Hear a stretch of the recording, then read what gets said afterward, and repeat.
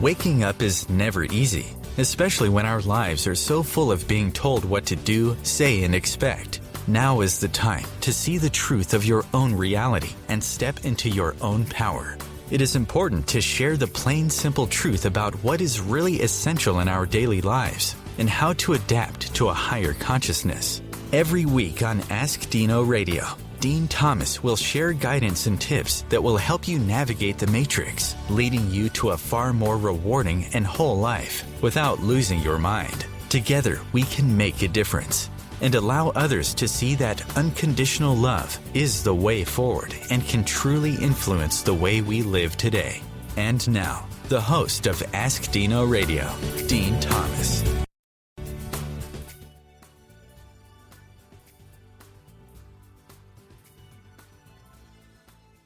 Power, I assume.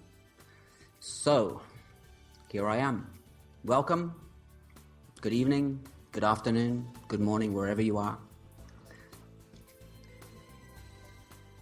So as we're continuing on our path, there's been lots of energy shifts. There's been lots of changes in our daily lives. And we've had to adjust. We've had to get used to this new energy, these new patterns, these new thinkings. And many of us have actually stepped into our own power and are beginning to live our true life purpose. But we're still contemplating what we're doing. We're still analyzing what we're doing, and we're still looking at what we've done and where we're going. And we're asking a lot of questions. We're asking a lot of questions about ourselves, and we're asking a lot of questions about what is going to happen. So it's important, once you've made this decision and made this step into new territory, that you keep an open mind, that you stop yourself from going crazy. I think this is one of the reasons why I created this show, was to stop myself going crazy. Living your own life, living it for yourself, realizing your own dreams and realizing your own reality. And one of the things I've often said in the previous show and in my teachings is, this journey is about ourselves. It's about you. What is important to you and what you would like to achieve from your day-to-day life. With these new energy shifts, I know tomorrow is the beginning of a major retrograde season. We've had a very powerful new moon, and there's been lots of interesting changes, lots of interesting perspectives, lots of headless chickens, and lots of people that they have fallen off the path. They were on the path, they've fallen off the path, and they have to go on that path to realize that they will come back onto the path of righteousness, back onto the path of light, and they will be repeating a pattern. And it's sometimes very testing for those that are awakening, that are on a spiritual journey, to actually continue that path. Sometimes it just becomes far too much. And I know I've been there many times on this cliff edge, and I've had to jump, and I've had to pray and believe that either my wings will fly or my parachute will open. And it really is stepping into the unknown. And that is what's really difficult for the human psyche to appreciate, to take that risk. But we'll all go to the fairground. We'll all go onto a roller coaster. We'll drive a car very fast. We'll get onto the back of a motorcycle with some stranger or with someone that we know. And these are also unknown situations. When you wake up in the morning, you don't know what's going to happen. You just have a simple plan of what you're going to do, whether it's to feed the children, then go to work. What's going to happen in your work? Nobody knows. But you try to plan your life in a way that you have known results, that you try to retain control. And this is the control that I believe the universe is trying to get us to release. Just let it be. Just live. Just be yourself and allow everything to happen that is supposed to happen. There are certain things that you can control. You can control how you work and where you work and why you work. But you can't control nature. You can't control what will happen. As long as there's more than one person involved, you can't control anything. You can control yourself. But we're still tempted by our ego. Somebody will trigger us. And this is when we start to lose control. But acknowledging our ego is a very difficult, but is a very powerful tool. Our ego will always be with us. It's part of our defense mechanism. It's what we do with the ego that matters, and how we process the information, and sending it back to from whence it's come. And today, even I've had my ego triggered, but we embrace it and say, thanks for coming down to play. I recognize you. This is not the time for you to be involved. Thank you for the protection. Thank you for the trigger. And now I'm going to continue along my path and let it go. If we continually subject ourselves to self-criticism, to analysis, we are going to drive ourselves insane. We do create our own destiny. We do create our own future. We are in control of our own future. As long as we're surrendered to the outcome of all will be what will be. Sorry, I'm a bit tongue-tied because I'm speaking to myself. It's very strange speaking to yourself on the radio, but there you go. I'll try to relax myself a little bit. There are many external influences in our lives, and these external influences try to take control over us. Media is the biggest example that I can mention. Society, our parents, our grandparents, our religion, whatever religion we are, if any, and those that are not in any type of religion or societal template are living free and happy lives. Those guys that are living out in the bush, in the wilderness, in the Rockies, living out in Mother Nature, they're controlling their perspective, their boundaries, and they allow in who they want to allow in. If I have a friend out in the outback in Australia, if I want to go and see him, I have to go and drive thousands of kilometers. I just pray that he's there or hope that he's there and drop in and see him. Other than that, nobody goes to see him. So when we decide to embark upon this path of righteousness, this awakening path, it is a journey, our own journey. And nobody else can be involved in that journey. It's ours to live. It's ours to realize. And as we begin to open our minds and our hearts and our souls to this complete unknown territory, many beautiful things happen. Many beautiful creative things happen. And there's a lot of positivity and a lot of emphasis around your life, where you're going and what you're doing and how you're going to achieve it. And I was having a discussion today with some friends here about what am I doing here in this small town in Croatia as an Englishman? What am I doing here? And what are my plans for the future? And I was talking about going back to Spain potentially, realizing that I want to build an eco farm and a resort, a health resort for people to come for healing. I said, one of the things that I need to be by is by the river, by the water. And I'm living here next to a river, the River Danube. And he said, but why don't you consider taking over my school? You're an Englishman. I'm an English teacher. I teach English. I have a school there. I'm retiring in 4 years' time. And I said, well, I appreciate the offer and I would love to be able to do this, but I can't give a commitment for something that's in 4 years' time. I don't know where I will be in 4 years' time. I don't know where I will be tomorrow. So these templates that we have are incredibly deep. As soon as we start work, we're told to start planning for our retirement. So at 17 or 18 or 20 years old, we're already thinking of our retirement, which is 40 or 50 years away, but we're planning for it. And we've all seen the collapse of the financial markets, and many people have lost millions or hundreds of thousands of dollars of their retirement fund. What is the purpose? To feed greed? To feed a broker his commission? To feed an investment fund their profits? Who's making the profit? You certainly aren't making the profit. You're not receiving the benefit. And if you have been the victim of one of these companies that's collapsed, after 30 years of working, you find that you don't have a retirement plan. What happens then? So when we start to plan things and when we start to try and predetermine our future, we're trapping ourselves into a template, and we're conforming to what society says is normal and how it should be. And part of this awakening journey is really stepping out of that, let's say, society's comforts. Society doesn't give us any comfort. Society only makes profit or gain from what we contribute, including taxes. Taxes are taxes. I pay sales tax every day, but I also pay tax on my income. Why am I doing this? I pay tax for my vehicle to drive on the road.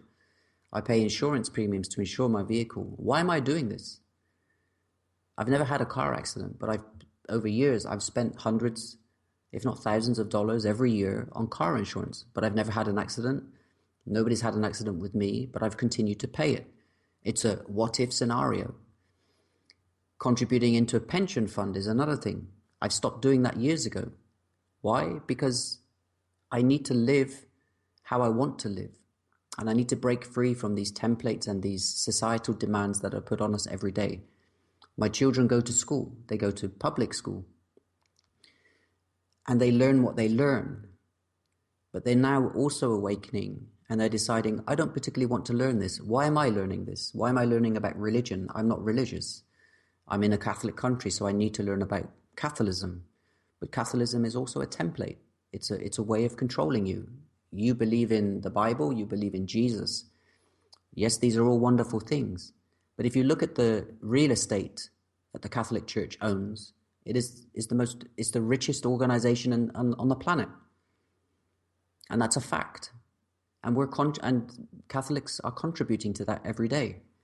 Go to church, they pay. Go to see a priest, they pay. If you want to have confession, you have to pay. Did God want us to pay to build churches? Maybe we'll continue after the break.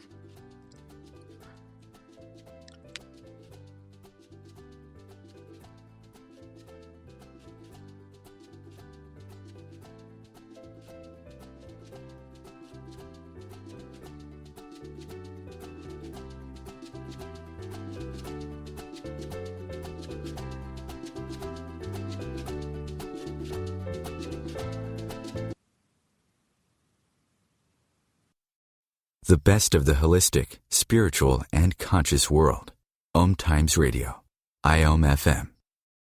Host your show on IOM-FM, the radio network of OMTimes Media, one of the more recognized brand names in the conscious community, and is backed by the extensive marketing reach of OMTimes. Hosting a show on IOM-FM immediately connects you with our extensive dedicated community. Matt Connerton here. Join Jen Coffey and I twice a week for Matt Connerton Unleashed, a political talk show that's a little different than what you're used to. No liberal or conservative agenda here, just an honest dialogue about truth and how things really work in the world of politics. Matt Connerton Unleashed, every Tuesday and Thursday night at 11 p.m. Eastern on OMTimes Radio. This is Terry Van Horn, and I want to invite you to join me for my weekly radio show, Healing Light, on OMTimes Radio, every Wednesday at 6 p.m. Eastern Standard Time. On Healing Light, we want to bring love, light, and blessings into your world.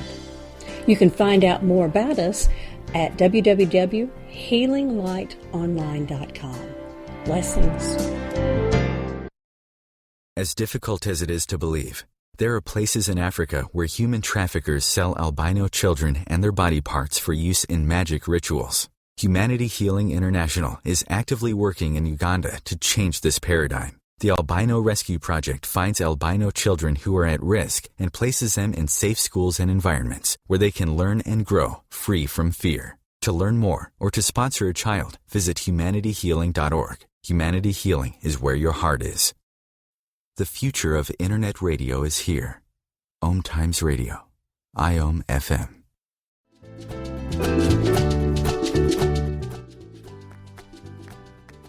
Well, I hope you enjoyed that music.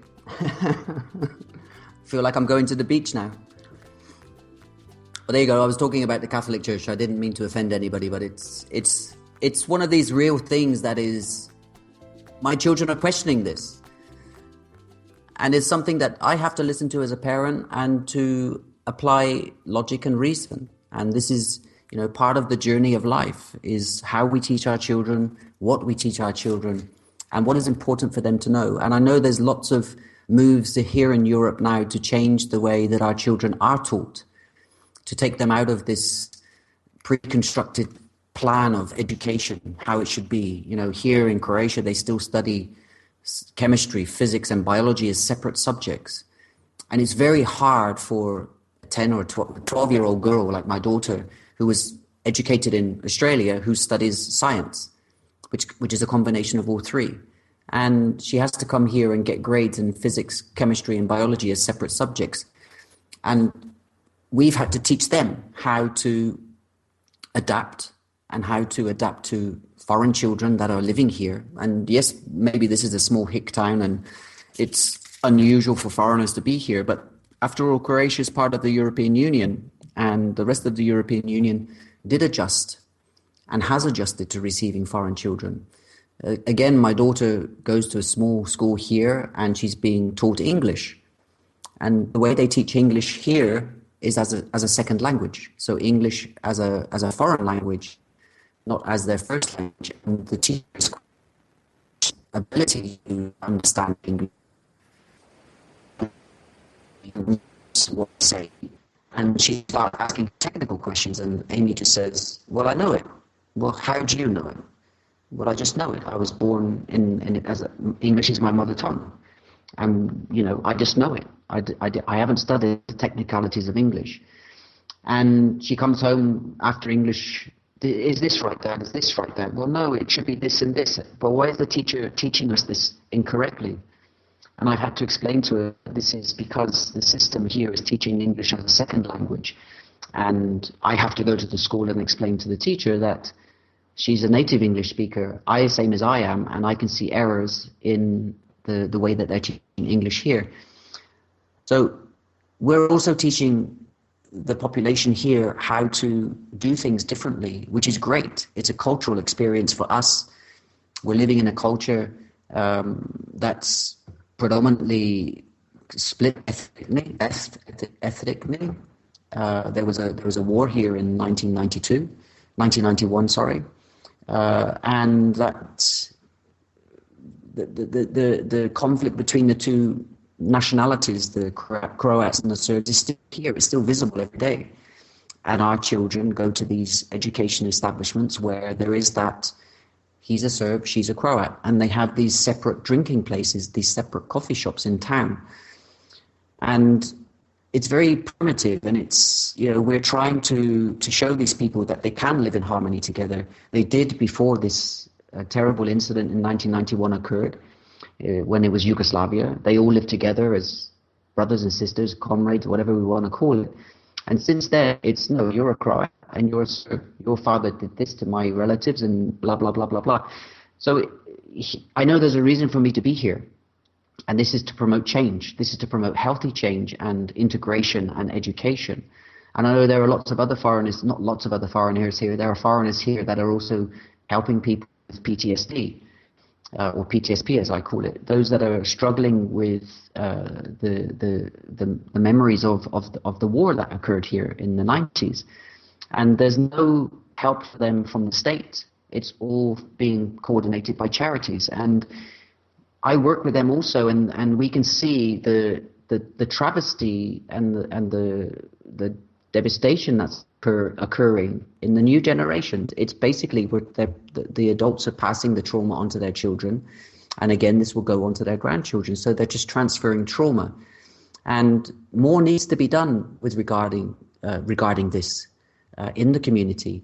And I work here with a charity, CWWPP, which is an American charity that is based here in Croatia and has been since 1997, and they're helping 2,000 people a year to understand how to overcome this trauma that they're going through. And there are many other places around the world that are like that, but nothing's being done about it. Very few organizations are set up to deal with trauma of post-war conflict or conflict zones. And it's a travesty. And we've got people who can't be fed on the streets, people that are homeless, and there's nothing that the governments are doing about it. there are humble human beings like me and others that are helping others to grow and learn. But why aren't the governments doing more about it? At the end of the day, they've created this mess. There's my rambling about that. But going back to spiritual awakening, one of the things that I do believe that you guys should start to practice is changing your daily routines. We're very habitual characters. We're animals at the end of the day. Every animal has its habits. A dog will have its habits, a cat will have its habits, a cow, etc., etc. We also have our own habits. When we wake up in the morning, we wash our teeth, we wash our face, we do whatever, make breakfast, and we go out the door. Or we go to the gym, or whatever our routine is in the morning. One of the things with spiritual awakening is the necessity to change your psyche, because our psyche is the one thing that does control us as human beings. Our spirituality is part of us, but our psyche is the one thing that controls our actions. And to break any pattern, we need to change what we do. And one of these first things that we try to do is to reprogram our mind. And our mind is fairly resilient because it's determined to succeed in what it's set to do, especially if it's been programmed. And if you wake up in the morning and you normally, let's say, make a cup of coffee or make a cup of tea, change that. Make a juice, make a smoothie. If you have cereals for breakfast, change that for something else. These small things on a day-by-day basis will start to tell your brain and your psyche that you're gearing up for change. And it's very easy to step back into what you know, and it's sometimes very uncomfortable to step into something that you don't know.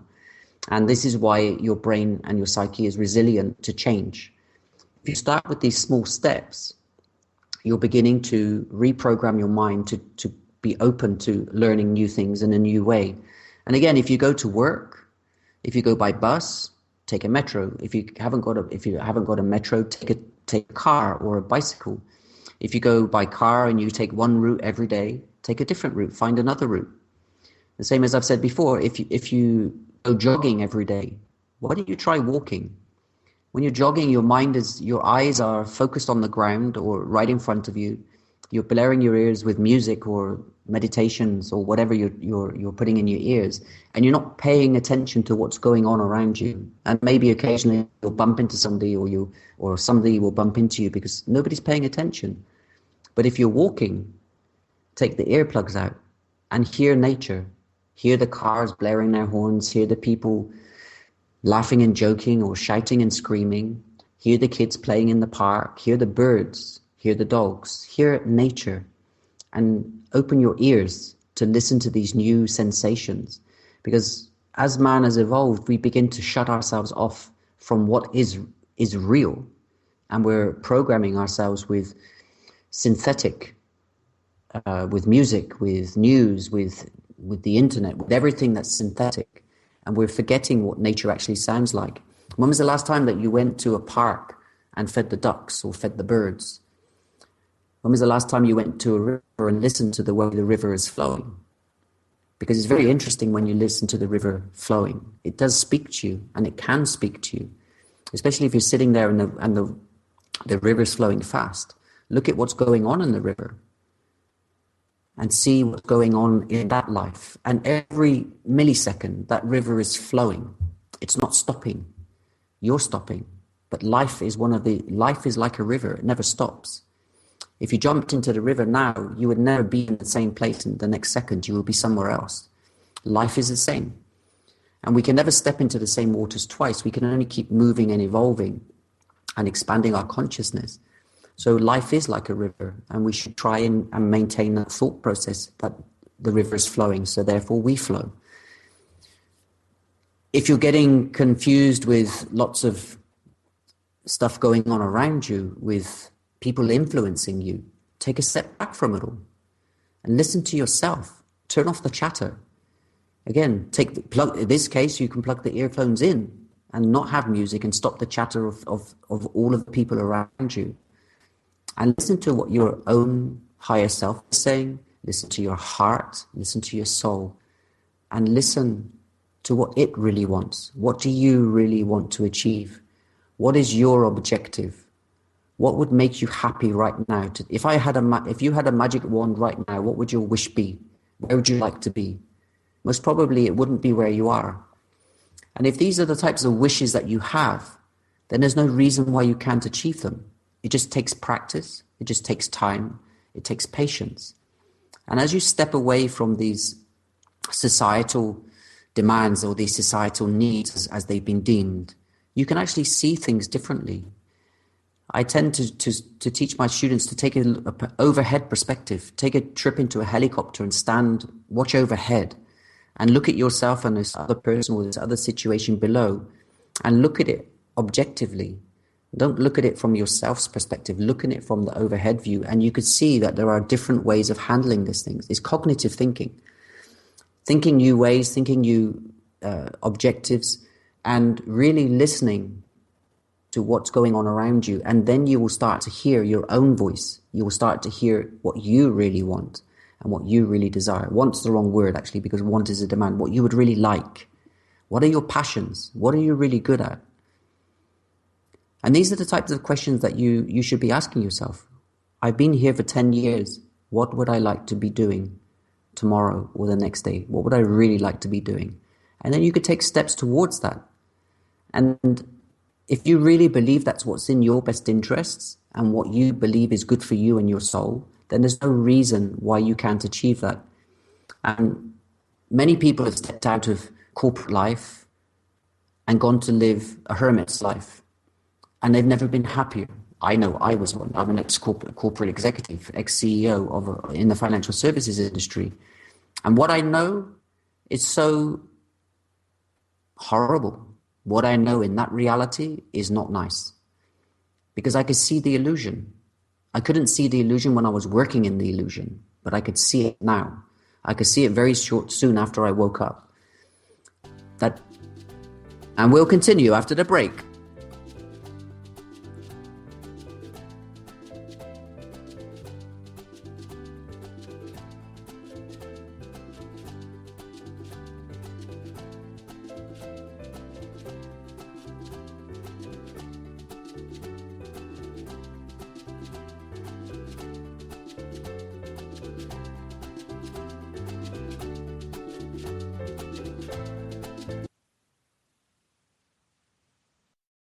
Your conscious connection to a more mindful world. OMTimes Radio. IOM-FM. Being a radio host on IOM-FM allows you to build your show on a rich platform with the power of the internet to fulfill your outreach goals and connect with a very specialized and global online audience, unlimited by time and distance. OMTimes Radio will provide you with web relevance, a recognizable conscious brand, and with the standard of excellence that has accompanied every single OMTimes endeavor. Host your show with OMTimes Radio Network. Join Elliot Jollish, the business therapist, each Tuesday at 5 p.m. Eastern for the Elliot Jollish Hour, as he interviews business experts on your behalf. And you're invited to email your business questions to questions@ecjgroup.com for answers, live, on air every Tuesday at 5 p.m. Eastern on the Elliot Jollish Hour. Hi, this is Sylvia Henderson, intuitive life coach and energy healer. Are you ready to elevate and rise way above your normal? Be sure to listen to my show, Intuitive Transformations, on OMTimes Radio, Sunday evenings at 9 p.m. Eastern. Get the inspiration you need to transform your life. Are you trying to get from point A to point B and need a little advice? Connect with the counselors at OMTimes Advisors. Whether you're looking for a life coach or a spiritual intuitive, the advisors participating at advisors.omtimes.com were carefully chosen based on their gifts, skills, and professionalism. OMTimes Advisors, connecting you with the best advisors in the business. Your conscious lifestyle on steroids. OMTimes Radio. IOM-FM.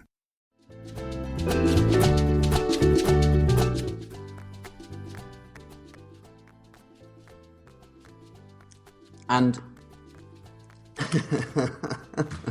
I'm sitting here laughing to myself. One of the things I think is interesting, talking about lifting the veils of illusion, I was reading very happily yesterday the news announcement by Mars, which is a big organization, big corporate. They're now advising people not to eat more than one or two of their items every week. Now, so they've been promoting for years that their food is this, their food is that. A Mars a day helps you work, rest, and play. It's one of the slogans I remember as a child. This is like 40 years ago. They've been promoting themselves as a food outlet, as a offering of delights and things, and now they're turning around to say it could be bad for you. There's probably too much sugar in there, and there's probably not a lot of goodness in there. I was so happy to see that, because this is an organization that's been around for centuries, and we've been convinced to go and buy their disposable, or not disposable, their ready meals, or their confectionery, or whatever else they make, believing that is good, because this is their marketing. And this is the way that they promote their brand, that they're a conscious company, that they're promoting health and vitality. Well, this statement yesterday really just goes to show that they've been misleading us. And we can see lots of other news developments around the world, particularly around the US dollar, particularly around the stock markets. And I'm a one that understands the stock markets fairly well, and I can see this false bubble being created. There's been a rally on the stock markets for the last couple of weeks. There's an underlying motive for that. And you have to be aware that the stock market is the stock market. Who controls the stock market? It's a trading, an illusion. The trading is an illusion. Who's controlling the share prices of companies? People are buying and selling, but who's doing the buying and selling? It's not you, the Joe Public. You're the ones that end up losing.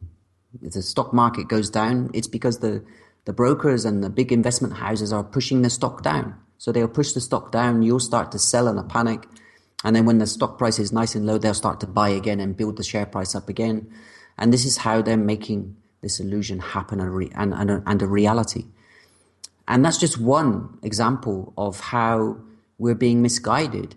You can tell if there's an incident around the world, particularly if you see heavy assets like gold or silver moving higher or lower. If there's an incident regarding a precious metal or the economic growth in China, you'll see the price of these commodities increase or decrease.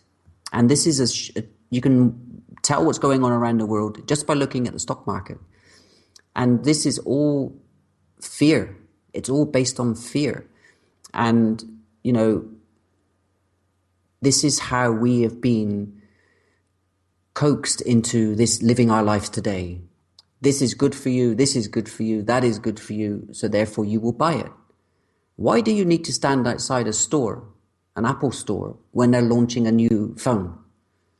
Why is it so important to have the latest technology, or even to stand outside a store at silly o'clock in the morning just to be the first to buy that gadget? I've never understood that. What is the reason for that? The logic behind that? This is pure ego. You need to be the first to have the latest. This is just an egoistic thought.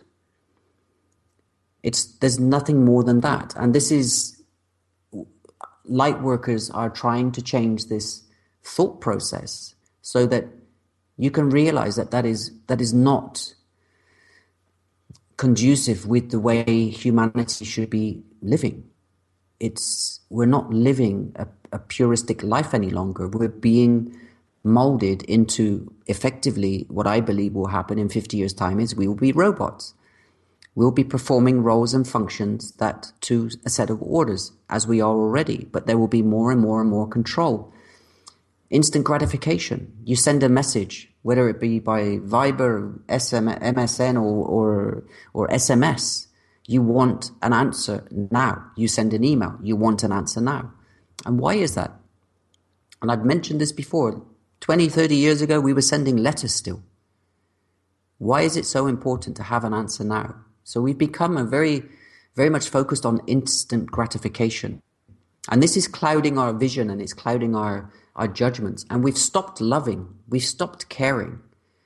We've stopped worrying about how our neighbor is, or how our distant relatives are the other side of the world. We've stopped caring about us, ourselves. And we're feeding We're feeding revenues and profits to the big corporations and other such organizations because we're not caring about ourselves. We're caring about the latest trends. I must have the latest car or the latest motorbike or the latest electronic gadget. Where is this all coming from? It's being fed to us, so therefore we're eating it and we're actually churning it out. So we're not working for ourselves. We're working for everyone else. And when you come to a point in your life, this waking up process, something drastic happens in your life and then all of a sudden you have an aha moment. Well, it shouldn't be like this really. Why am I spending all my time working like a trooper and I'm having no benefit or no enjoyment out of it? Stop and ask yourself that question. It's not about money. Why do you need money? I've gone from 100,000 plus a year salary to $20,000. And I'm living happier now than I was when I had that massive salary. The more money you've got, the more you'll spend. This is human behavior. This is how it works because we've been programmed to spend, spend, spend. We've become a consumer society. And this is how these big corporations get so big because they're feeding us crap and we're buying their BS. And that's all there is to it. And when you take to stop and think about that, that's very realistic. And as you are waking up, you will begin to see all of these illusions. Who controls the media in the US? 7 companies. Why do you think that is? Who controls the banks in the US? Probably 2 or 3. I don't know, 2 or 3. These companies are getting bigger and bigger. They're buying each other out. And we're continuing to feed them. If you take what you spend in groceries every week out of those big giants, each and every one of you that's listening, and you planted that in your own garden, or you can grow vegetables and plants in your own home on the windowsill, on the window box. If you took that revenue out, 100 million people took that $30 or $40 out of their revenue stream every week, how would that affect them? But the benefits to you are far greater. You're not going to suffer because they suffer. You're going to be much more healthier and far more beneficial because you're claiming back what is yours. It's your money. You choose to spend it how you wish to. I would rather have vegetables grown at home than going to the supermarket to buy them that are processed or bought from some massive project that's in contaminated soil or things like this. When you're growing your own produce, you know where it's come from. You know that it's good soil. You know that it's been treated well. You know that it's been treated with love and respect. And it's been treated by yourself. So you know that it's safe to eat. You know that it's good to eat. And you know that it's far more healthier than going to a supermarket or a deli and buying something that's gone through a central distribution warehouse, been sprayed with chemicals, been in a freezer center or a chill center for 2 or 3 weeks before it's got to you. Try it yourself. Take a look at that simple exercise. If you took $30 or $40 a week out of a grocery store and you multiplied that by your community and you all invested in a piece of land and said, okay, this year we're going to grow carrots, potatoes, cabbages, cauliflowers, or whatever. You could have a small agricultural center with 20 of you and you would have vegetables yourself, fresh green vegetables every day for the rest of your lives. It doesn't take much. And we're so fearful of the working regimes that we're working in, that we work from 9 to 5, but you don't work from 9 to 5. You're working from the minute you wake up until the second that you go to sleep. You're working. There's no you time. And the awakening process is asking you to take some you time, because that's the most important thing. You are the most important thing, not your boss, not your husband or wife or children. You are the most important thing, and you are the most essential ingredient to living your life. And there are many energies that have shifted. There, the frequencies of Gaia are raising, and there are a lot more veils of illusion that will be lifted. And I know some of the things that I've seen, and I know that these things are coming. And we can see what's happening in South America, in Brazil, in Venezuela, in Chile. We can see the earthquake yesterday in Japan. We could see all these things. We can see the situation in Russia. We can see the situation in Europe.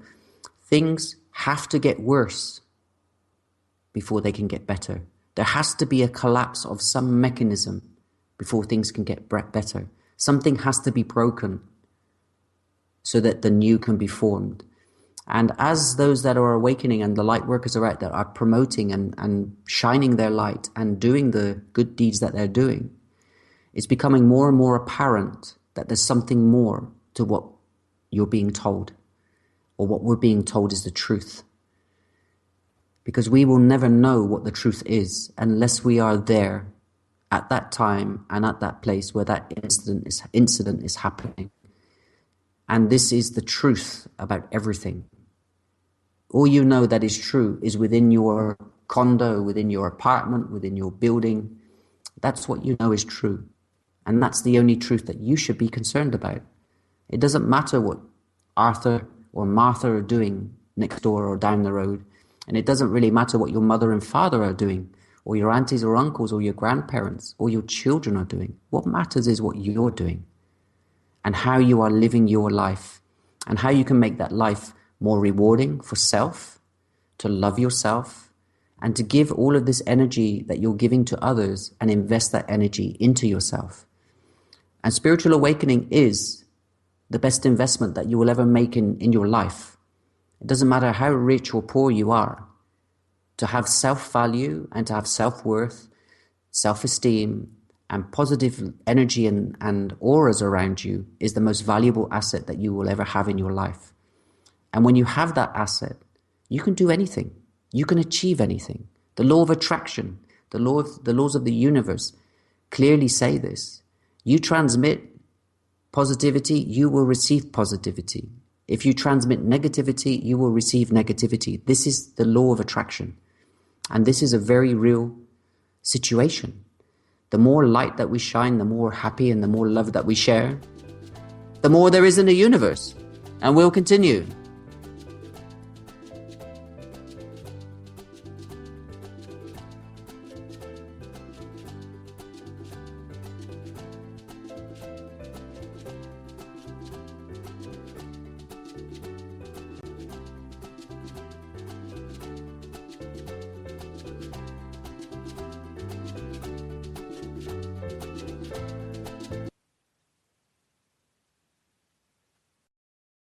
Free your mind with OMTimes Radio, IOM-FM. Host your show on IOM-FM, the radio network of OMTimes Media, one of the more recognized brand names in the conscious community, and is backed by the extensive marketing reach of OMTimes. Hosting a show on IOM-FM immediately connects you with our extensive dedicated community.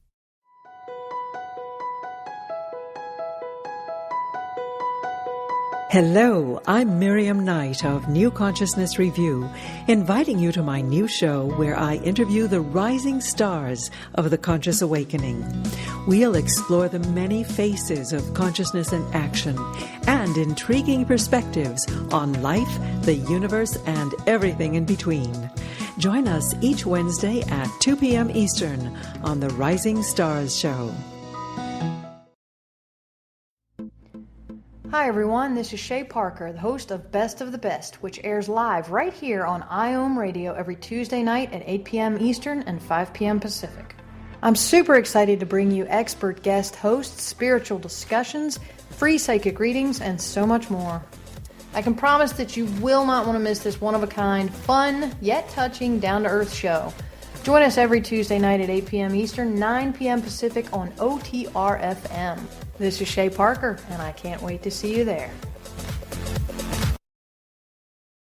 The number one reason girls drop out of school in sub-Saharan Africa is lack of access to feminine hygiene products. The Pads for Schoolgirls Project, an outreach of Humanity Healing International, is changing this paradigm by setting up sewing programs at schools, teaching girls a vocational skill, while producing the reusable pads that help keep them attending classes. The girls pay it forward by making and giving pad kits to other girls in need. To learn more, visit humanityhealing.org. Humanity Healing is where your heart is. Bringing a more conscious lifestyle to your world. OMTimes Radio. IOM-FM.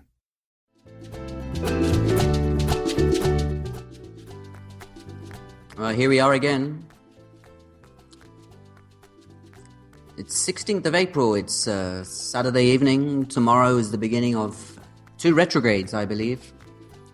And my electronics certainly have been affected by the coming retrograde. And as I was saying before, there are many things that we can do to change the way that we live. And it really just takes a week or 10 days of being by yourself, putting yourself in isolation and making that investment and making that choice in what you would really like to achieve. Do the exercise of who's in your life, what they give you, what you give them. Do this balance, because life is about balance. And then you set your own goals, you set your own targets, you set your own reality. You change the old routines for new routines. And these things you may say are very complicated. Anything is possible. The most complex situation, the most complex contract that you have in your life is with yourself. You can make it simple. You can invest in yourself and say, this is me. This is who I am. This is what I would like to achieve. And this is where I'm going to go. And if you have a lot of financial obligations and you have, we're speaking hypothetically, aren't we? You have what you have in your life. You've created whatever you've created. And faith and trust in yourself is what is going to see you through. When you jump off that cliff, you have to believe that your wings are going to open and your parachute's going to open. Because it will. You have to believe in yourself, in all that you are, in all that who you are, all that you have been, and all that you're going to be. Do away with expectations. You can plan small things, but don't plan the rest of your life that it's dot the I's and cross the T's, because it's going to change. We don't know our destiny. We can only try to achieve what we feel is right. And we can only achieve that from a pure perspective, from a clear perspective. And if we're living every day in this cluttery jungle, how can we possibly think what is right for us? Because everyone is pulling us left, right, and center. We have to take control of ourselves. We have to take control of our lives. And once we have that control, we can achieve anything that we want to. One of the things that I encourage my students to do, and I've mentioned this before on previous shows, is to take a look in the mirror and take a selfie. And do the same thing in 3 months' time and see how you look. Try changing simple things in your day-to-day routine to make yourself feel better, to feel good about yourself. If you're going out and having fun, we do need, as humans, we do need appreciation. Go and have some fun with friends. Post it on social media and see what comes back to you. That was a great night. That was a great picnic. That was a great event. We had fun, didn't we? And this is good for you. You're receiving praise from others where you wouldn't normally receive praise.